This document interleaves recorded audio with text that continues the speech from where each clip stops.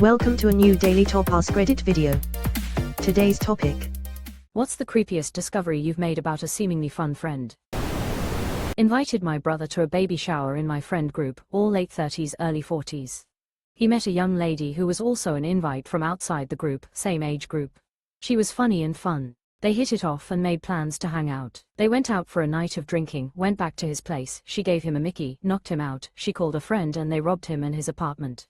After we all got involved, he got most of his stuff back and the girl apologized and said that wasn't her anymore, it was just an old habit.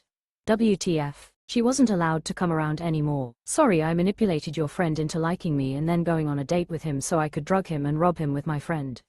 Old habit man shrugging. The craziest part of this to me isn't even the crime itself, cause I mean I've heard of that being a thing. But doing it to someone who is tied to you closely enough that they would be at a baby shower you are also, it seems like, just asking to absolutely without a doubt get caught and face consequences. Like, what is the thought process there? That's fueling addiction level of bad decision making, IMO. Someone was looking for their fix, didn't have cash, saw a way to get cash, and got their fix. And then their social network came crashing down and they realized they had stepped too far. Was casually browsing Facebook one day and found an article that displayed a mugshot of my friend. Turns out he sexually assaulted a 9-year-old girl. That shit caught me completely off guard. Similar, browsing Facebook and saw an article shared by a friend that another friend had been arrested for raping a 14-year-old. Dude was at the youngest 23. I don't remember what year it was, just in the last decade. Guy the first new in college got arrested trying to meet a 15-year-old when he was 23. The sting made local news and a mutual friend shared the article on Facebook. Looking back, several of us weren't surprised because he'd always been a bit of a missing stare, but we didn't think he'd stoop that low. I worked with a guy who was always nice, extremely normal, worked with for a year as his apprentice directly. On a Thursday he let me know he was taking the following Monday off. Cool, no big deal. He murdered his wife on Monday and then drove himself to the police station to turn himself in. How thoughtful. He used PTO for a life transition. As Bill Hicks phrased it, he was a company man to the bitter end. Quote, yes, he literally put in for PTO. Back in uni I casually knew a Hungarian exchange student who was probably the funniest person I've ever met. The stories he told were like something out of Borat, especially with his accent. Then I heard from his roommate that he also had a habit of sleepwalking with his pocket knife out and stabbing random objects. Once he stabbed through the roommate's door 6 times and had no memory of it in the morning. Somehow the weirdest part was that the roommate felt no need to move out or do anything about it. He just locked his door at night. My little sister did this, except with big knives. They locked her up in a psych ward for a while when she was really young, like 6, because of it. While she was in there we had to search the house because the knives were locked up, but she was still doing it. Found knives hidden and scissors hidden all over the house. WTF. The most important question for me would be, did she hide knives while lucid or not?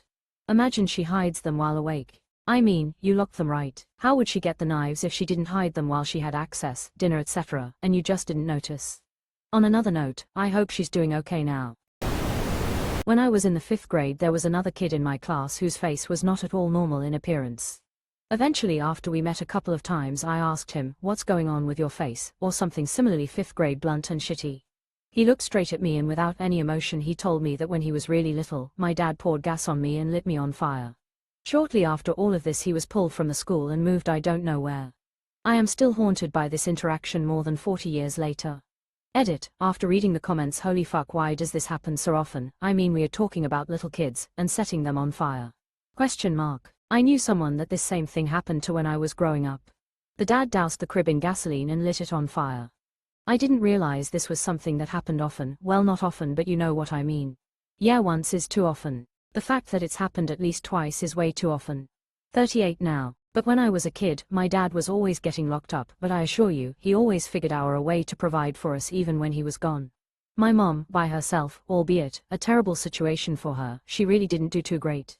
She started sleeping with some dude. That dude traumatized me as a kid. One day, he set me on a pile of sticks and started to pour gasoline on the pile of sticks and joked about lighting me on fire. I was maybe 5 or 6, needless to say, told my dad about that and she treated me like shit for years for that. I cut ties with her at 17 years old. Edit, dad was always getting locked up for drug possession. So honestly, dumb choices, but he was still there for us. Then many days riding my bike to his jail to wave at him in the window. I'm really glad your dad still did everything he could for you. Even if he wasn't physically there, it matters so much to have one adult we know cares. Did he ever get clean?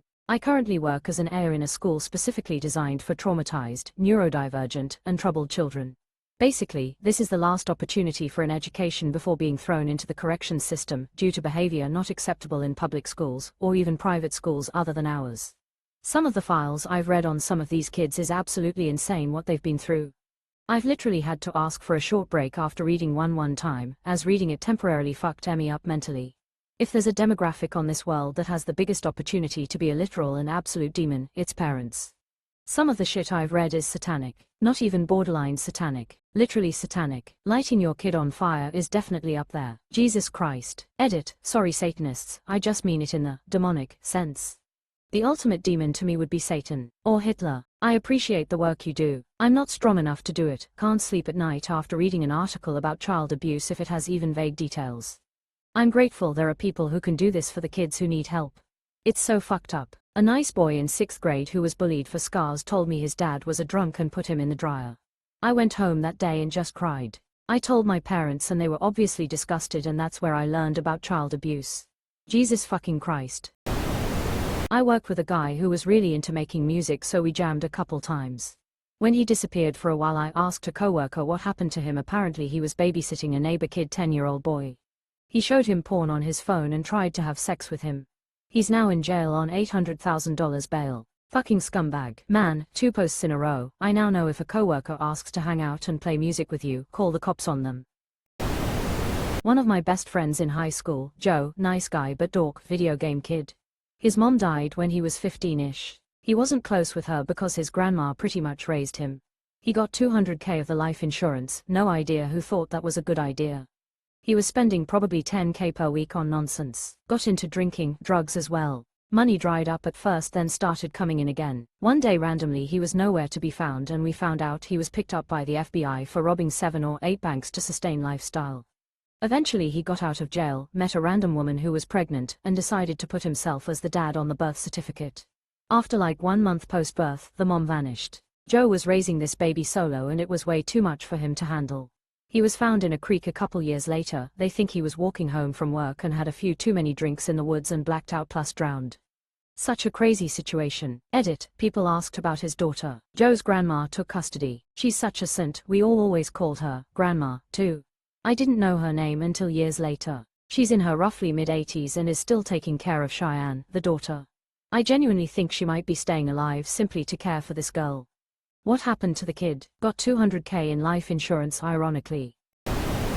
I'm a high school teacher. I had a coworker who was a kind of mentor for my first few years when I was getting started. She was beloved by students and other teachers, had great test scores, leader across the district, all that jazz. Then, it was revealed that she groomed and then started a sexual relationship with a then 16-year-old student. Got suspended from work and arrested. A week or so later, she barricaded herself in her house, murdered her husband, and then shot herself. Their daughter found them. Absolutely awful. The craziest part for me is in my hometown it was an open secret. One teacher did this. She got an attractive pass though. It finally came out and all that happened was a small fine and losing her teaching license. She now runs a business teaching CPR and is active in the community. Same. We had a female teacher that did this also. She was known to go on long drives to the beach with students. The next day her truck bed would be full of beer cans. My sophomore year my PE teacher would have us just watch movies most days in a classroom. This would give him time to tutor one of the senior girls in the gym alone. They got married the next year and divorced a year after that. I went to a music festival with a friend. He came back from the porta potties with a drunk girl who could barely stand. He told me that she had lost her friends and said that we should take her back to our tent and get her drunker to see what we could make happen. I told him we weren't going to do that and found her friends in under 5 minutes. I think you saved both of them, her from him and him from prison. Well, temporarily at least. That's not the kind of evil someone accidentally does or wants as a one-off thing. Ex-friend, I'd fucking hope so. I saved a girl like this when I was doing my year 12. We had gone down to the local pub and this girl was on a massive self-destruction streak due to mental health issues and had gotten herself blind drunk. One guy was trying to take advantage of this, but I managed to convince her to come with me and I went and called her parents to come pick her up. I didn't see her around after this, so I hope that she got the help that she needed. I honestly don't remember her name, so I cannot look her up. Had a similar experience. Was out at the river beach with friends. One of my friends was way too drunk, and this dude that was also drunk wouldn't stop pressuring her. Tried to get her from the group, etc. What surprised me is my group was all, should we do something?